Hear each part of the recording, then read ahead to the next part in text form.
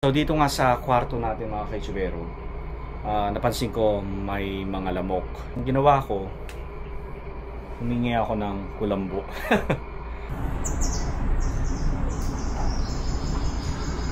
Pumasok tayo dito sa loob. Pakita lang sa atin yung kotse na sinakyan ni General Rojas.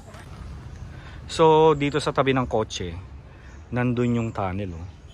Kaya lang hindi na siya inaalaw ng may-ari na ipakita kasi delikado. Tsaka baka daw kasi may ahas. So may isang staff doon ng Balili. Siya yung kumukuha ng photo. Yun na lang ipapakita ko sa inyo. Picture.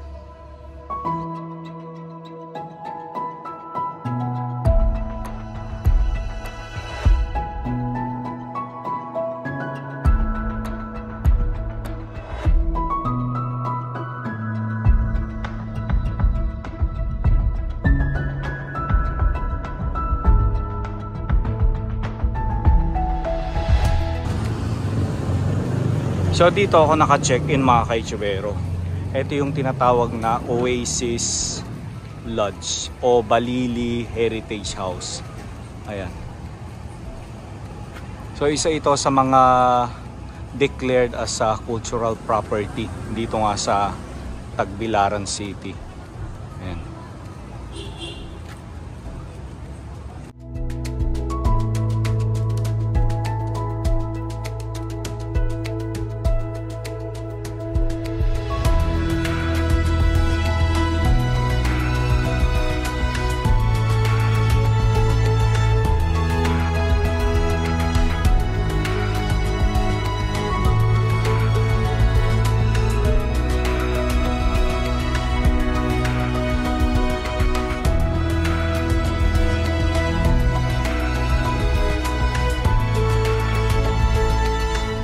So kasama natin si Ma'am Gloria Balili, ang second generation ng Balili Ancestral House. Kaya lang tumanggi siya na humarap sa ating video dahil hindi siya sanay na ma-expose.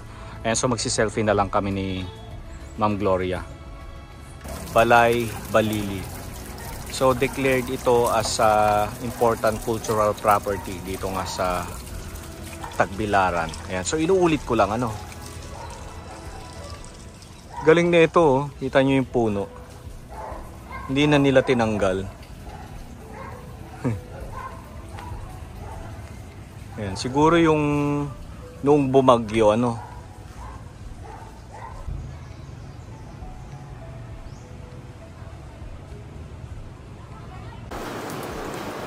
Wow, grabe, napakaganda mga kaitsubero. So parang ito lang yata yung lumang bahay na kinonvert nila into a bed and breakfast dito sa bayan ng Tagbilaran. Ayan, so short story lang about sa bahay na ito. So kung mapapansin nyo, ang bahay ay may Art Nouveau style at ang bahay na ito ay ipinatayo ni Don Elagio Balili at ng asawang si Doña Pancracia Castro, ang mga magulang ni Mrs. Gloria Balili na kasalukuyang second generation. Ang bahay ay nagsilbing venue ng grand social functions ng Tagbilaran na dinaluhan ng mga prominent political at social personalities mula sa lokal at national level. Isa sa mga engrandeng pagtitipo noon na dinaluhan pa ng dating Pangulong Manuel Rojas at Elpidio Quirino. Nang sumapit ang World War II noong March 1942, sinakop at naging kuta ito ng mga Japanese Imperial. Today, this well-maintained, virtually unchanged Sleeping Beauty has reawakened after it was converted into the Oasis Lodging House. Halika, akyat tayo. Grabe itong hagdan, Ayan.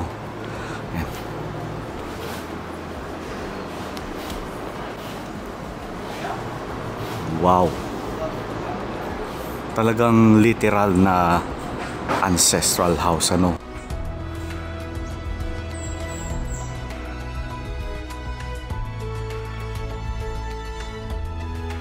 Hello po, welcome po sa Oasis Balili Heritage House. Magandang umaga. Ako po si Jomar, ako pala yung receptionist dito. So, ay tutor ko po kayo dito sa bahay. Okay po. Dito po sa taas ay meron po kaming 5 kwarto, which is may private rooms at saka may 4 na dormitory type rooms. So, sa 4 na kwarto, meron po kaming fan room at saka air condition. Pag fan room naman po, ito po siya. Fan room, walang aircon, electric Fan room fan. po, which is 600 per head po. 600 per head. Yes po. So, bunk beds po siya.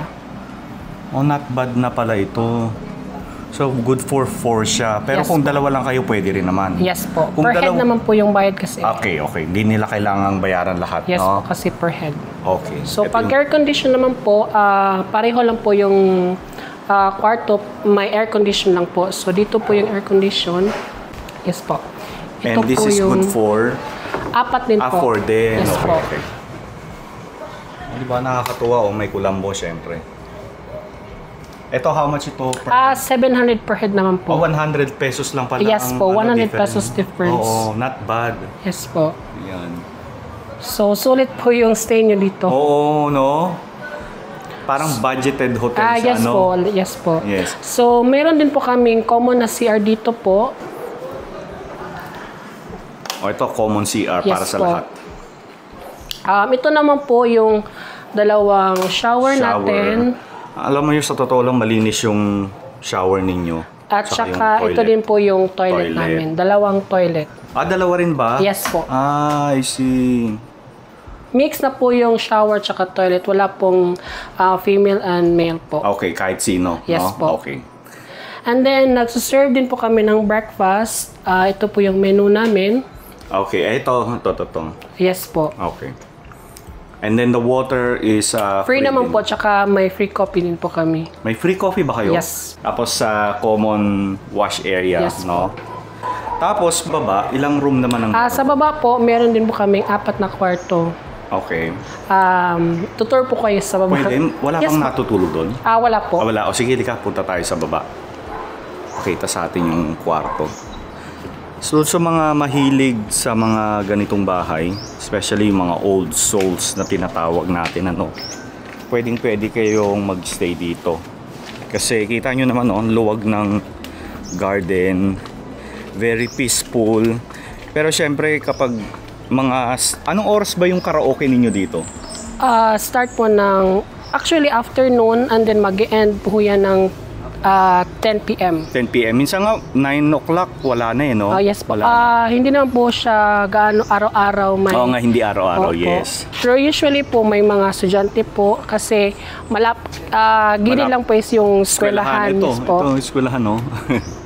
Parang yung mga room nila modern na. Tama ba ako? Yes po, may pagka-modern din may po siya. pagka-modern Pero na. lahat naman no ng dito is like maybe 80% na original yung then mga 20% po yung like modern. Modern na. Yes po. Okay, so ito pinaka-lounge area ninyo. So, ito po yung kwarto namin na 1,900. Meron na ho siyang bathroom at saka toilet po. May sarili siyang Yes po. Okay. So, ito Tingnan po yung natin. kwarto niya. Ito po. Silipin natin. Para may idea yung mga, oo nga. Tsaka yung dito po yung CR. Dito yung CR. Ito, Yes bago po. na syempre.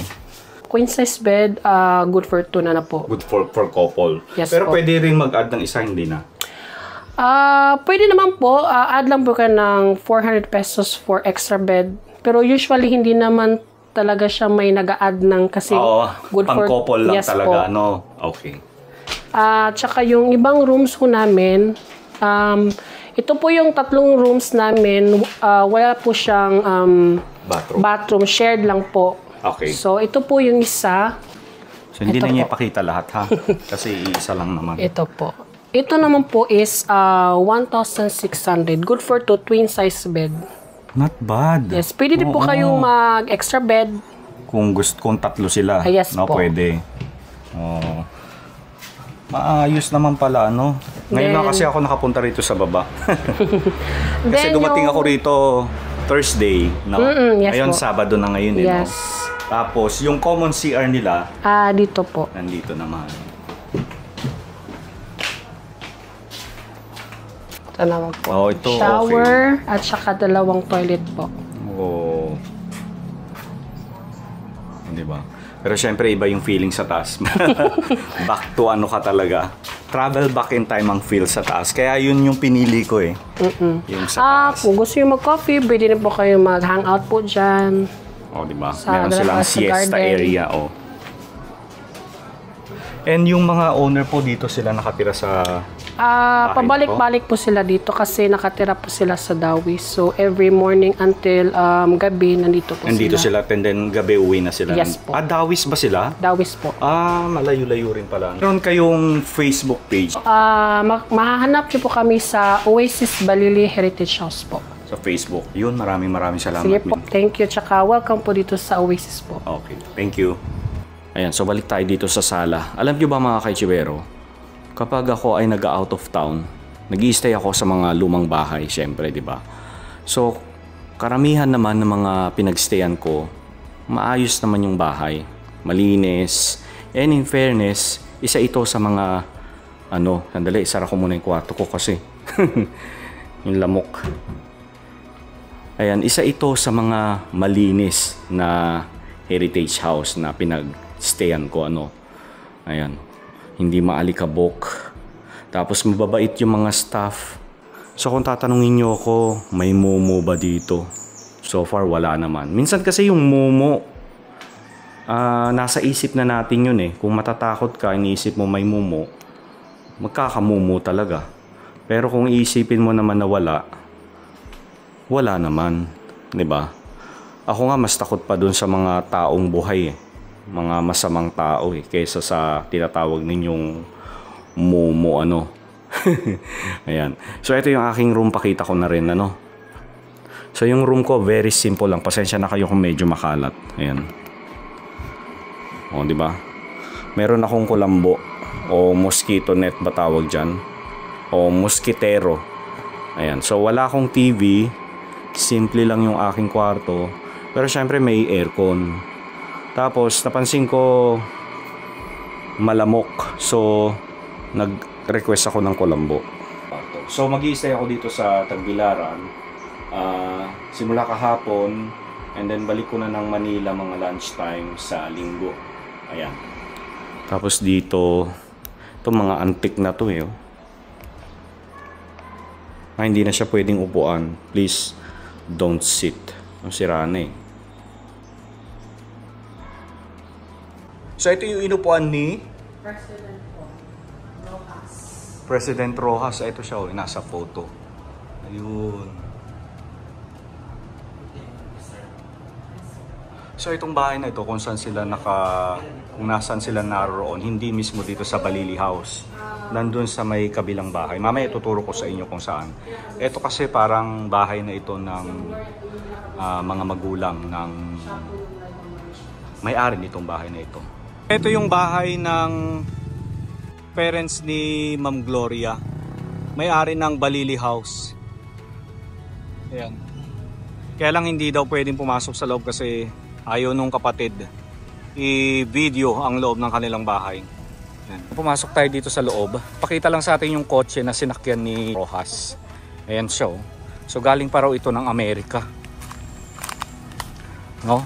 So ito yung bahay ng parents ni Ma'am Gloria. No? Tapos ito yung kotse. May ahas pa ba dito, sir? Wala po, sa wala. Sa wala. Ay, ang ganda. Oo nga, no? So ito, sir, parang bodega ng sasakyan to. Parang factory po sila dito dati. Dati. Kasi may mga heavy equipment dito. May mga heavy equipment doon. Oo nga. Ganda ng kotse. Sabi ko nga kay ma'am, dalhin na sa harapan parang accent. Mahal daw magpa-restore. So, dito sa tabi ng kotse, nandun yung tunnel. Kaya lang hindi na siya inaalaw ng may-ari na ipakita kasi delikado. Tsaka baka daw kasi may ahas. So may isang staff doon ng Balili. Siya yung kumukuha ng photo. Yun na lang ipapakita ko sa inyo. Picture.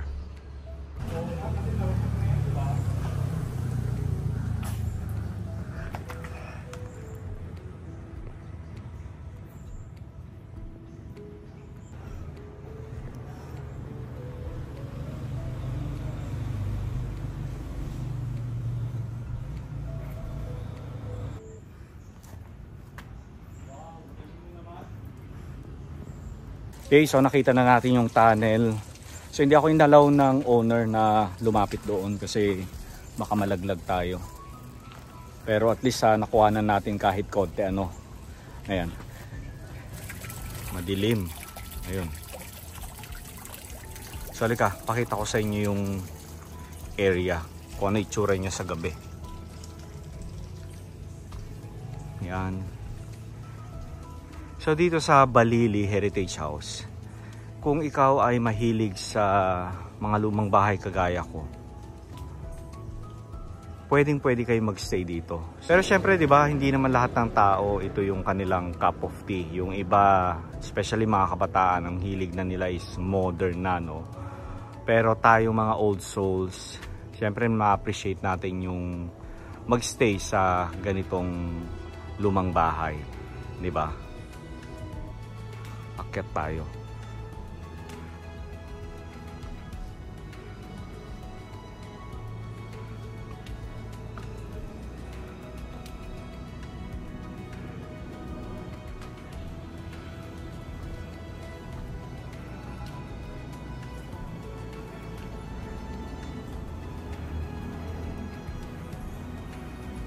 Hello. Good evening. So medyo madilim. Ito yung aking kwarto, itong nasa dulo.